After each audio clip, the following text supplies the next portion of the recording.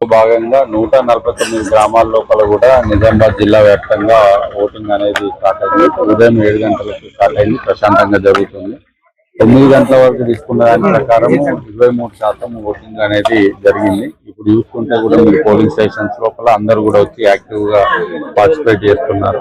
So second phase తో పోలిస్తే మూడో ఫేజ్ లోపల కొంత ఓటింగ్ ఇంప్రూవ్మెంట్ అవుతున్నట్టు అనిపిస్తుంది. సో స్టేట్ ఎలక్షన్ కమిషన్ నుండి స్పెసిఫిక్ గా ఇన్స్ట్రక్షన్స్ ఇచ్చారు. ఓటింగ్ పర్సెంటేజ్ పెంచేటందుకు ఓటర్ అవేర్నెస్ అనేది యాక్టివ్ గా చేయమన్నారు. అందరూ ఎలక్షన్ సిబ్బంది అందరూ కూడా యాక్టివ్ గా చేయడం వల్ల కొంత ఇంప్రూవ్మెంట్ అనేది కనిపిస్తుంది. సో 1 o'clock వరకు కూడా ఓటింగ్ జరుగుతుంది. 1 o'clock క్యూ లైన్ లో ఉన్న వాళ్ళందరినీ కూడా మనం ఓటింగ్ అలో చేస్తాము. సో ఈ రోజే 2 గంటల నుండి సేమ్ లొకేషన్ లోపల కౌంటింగ్ నడుస్తుంది.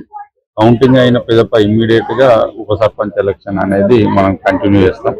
ఏదైనా కారణాల చేత కోరం లేక ఉప సర్పంచ్ జరగకపోతే రేపు దాన్ని కండక్ట్ చేసి రేపటితోనే పూర్తి స్థాయి లోపల ఎలక్షన్ కంప్లీట్. ఇప్పుడు బాల్కొండ గాని ఇక్కడ గాని చూశాను, వచ్చిన వాళ్ళందరూ కూడా ఊర్లో ఉంటారు. నేను పర్సనల్ గా వెరిఫై చేసిన కొంతమంది వివిధ పనుల దృష్ట్యా గత వారం రోజుల నుండి ఊర్లో ఉండని వాళ్ళు, వాళ్ళకు మాత్రము మనము డిస్ట్రిబ్యూట్ చేసేటానికి అవకాశం లేకుండా వాళ్ళందరికీ మనము ఫెసిలిటేషన్ కౌంటర్ లోపల స్లిప్స్ ఇస్తున్నాము, ఇబ్బంది లేదు.